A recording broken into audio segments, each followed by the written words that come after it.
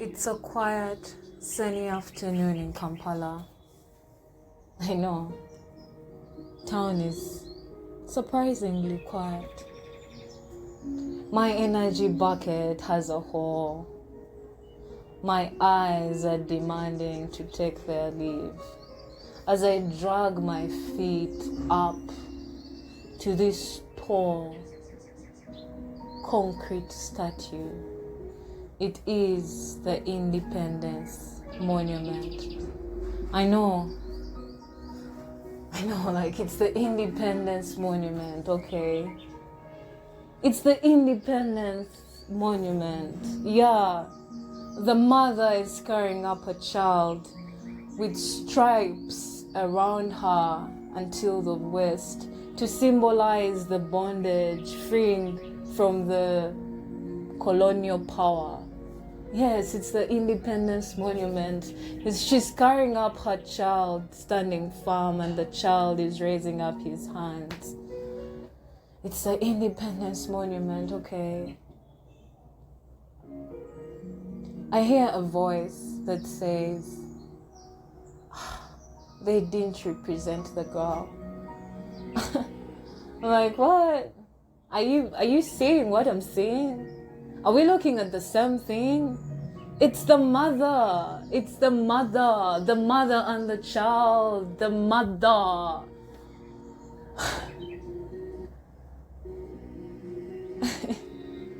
And then I remember my mom's voice. Shh. When the elders are speaking, you need to listen.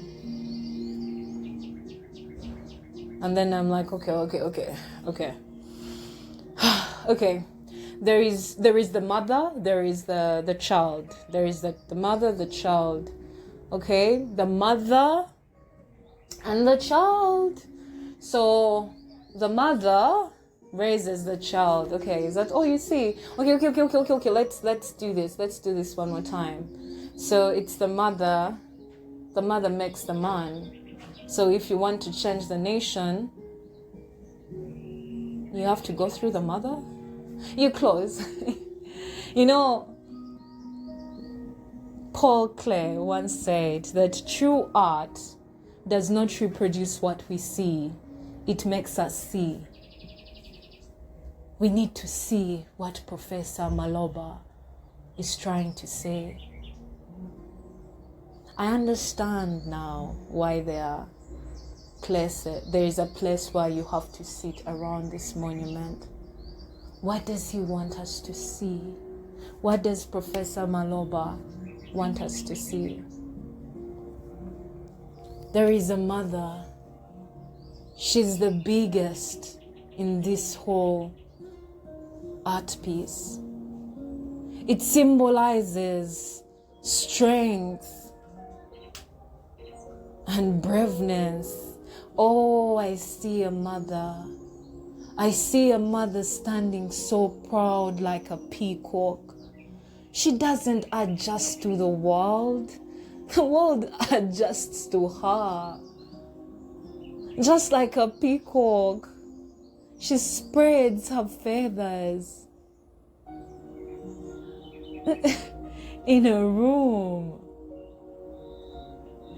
She doesn't care. She will spread them. She's not going to shrink in a room. Oh, just like a peacock. That the greatest rebellion you can ever have is to be yourself. Yes, I see a mother. Yeah, May. What else do you see? Wait, what does the professor want us to see? What does he want us to see? Oh yeah, like a mother? Oh, wait. So no matter what tribe, no matter what language you say, no matter your skin tone, the first thing a child ever experiences is the love from the mother. This is about mothers. This is just about mothers. Oh, I can see. She doesn't just build the empire with sand and cement and money. She uses her hands to build an empire. Wow, I see a mother, just like a lioness that walks the savannah. Wow, this is a proud mother. I see a mother. Yeah, but me. Yeah, like, the world glamorizes this whole mother thing. It makes, a mother be a saint, walking around with a halo on her head. No. Can we be real for once? I know.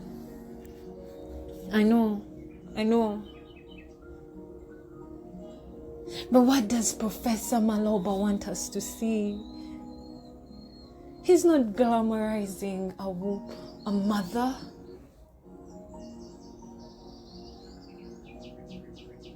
He has understood that when a child is born, a mother is born. He has understood that before we look at her as a mother, we need to first understand that she's a woman first. So musasire.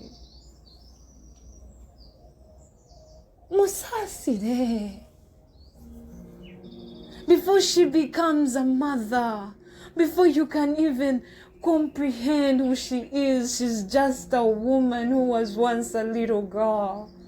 So maybe you're forcing her to produce grape juice, yet she has orange juice. Musasire, diamani.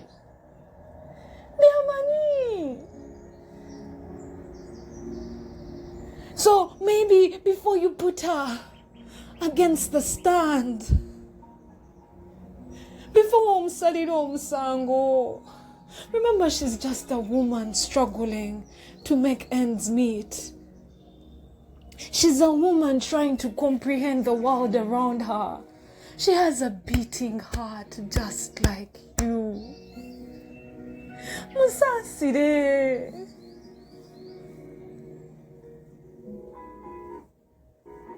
Before you were mean to her, this is what she knew. Maybe you wanted the smooshy love, the lovey-dovey, the eclairs, the teddy bears, but she didn't know that love. The love she spoke about was putting a roof over your head. She had to endure so that you can have a better life. She had to sacrifice her dreams so that you can dream. Musasire. Maybe she was speaking a language that you don't understand. Maybe she was speaking Luganda and you're speaking English. It's a different dialect, but she's saying something. Maybe her type of love was structure because she didn't have a structure. So Musasire, Yafuma, before you pin her against the wall, before you judge her, she was just a woman. Not just a woman, she was once a baby girl. Maybe she didn't have the protection, so she's protecting you.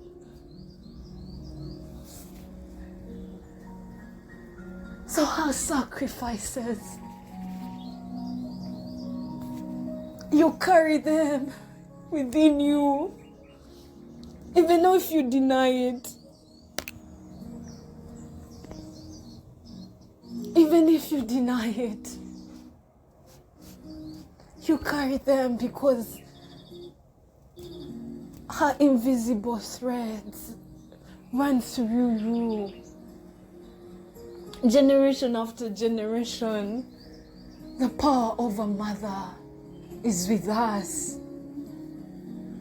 So before you crucify her, remember, if she gave you strength, embrace it.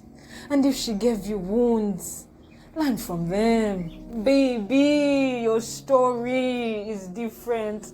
Let not her story be your prison. It's just your inheritance. You can choose how you spend it. Yes, I know. Pain in all its savage is the most honest sculpture of strength. It carves away all the illusion and strips you bare so that you can see who you are. So the pain you feel is a reminder of our sacrifices. Maybe that's why Professor Maloba left her in straps, to remind you that she wasn't flawless. She was just a human being like you. Yes, she stood tall, but she wasn't flawless.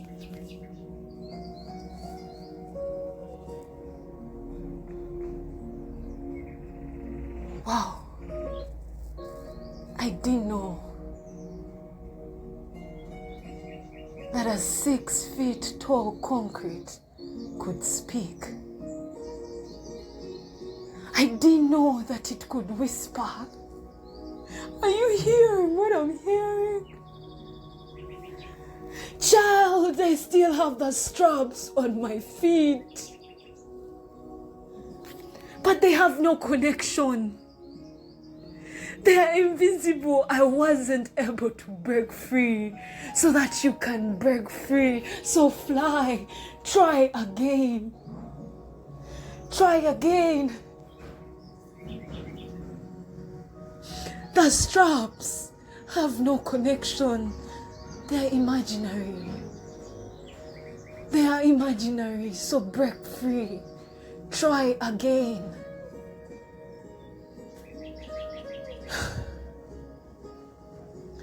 Mami, sivyangu.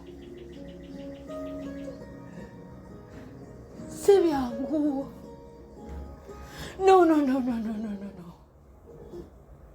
Yes, I did not break free so that you can break free.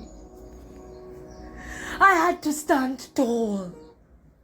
So you have to try again. I know. Have you looked at what's going on? No, child, you're not listening to me. My straps are imaginary so that you do not have illusions. The pain that you had to go through. My absence was to teach you that there is power in loneliness. So you want to be real? Let me be real with you. The chains that are around you are imaginary. You need to break free. So try again. Sivyangu.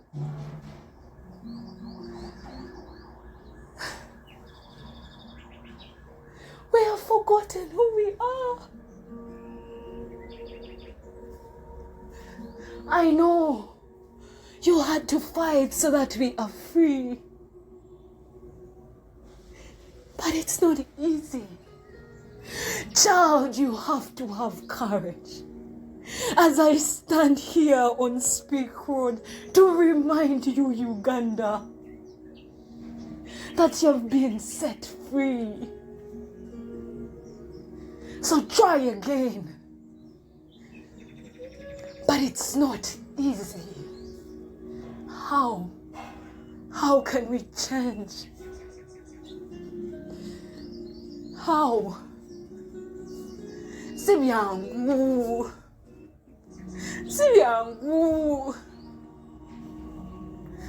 Child,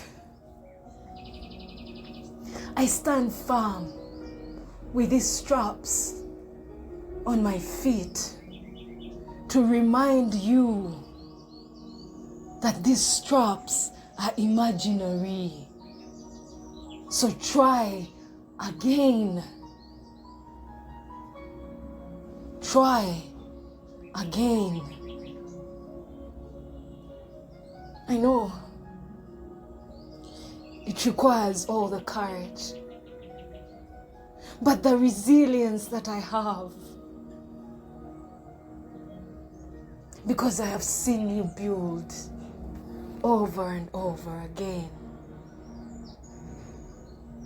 Within me, there have been woven the strength of a mother. So yes, I am trying again. Not for the views, not for the crowd, not for the upload. I'm trying again. Of course I am trying again. This 6-tall concrete is a reminder that we have been liberated. The shackles that we have on our feet are invisible. Of course I am going to try again.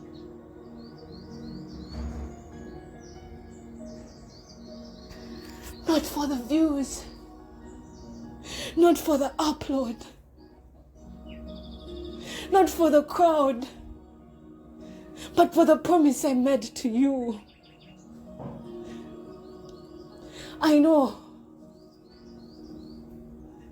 you have been my greatest critique, but you have also been my greatest cheerleader. Mama, Mommy, I promise I will make you proud.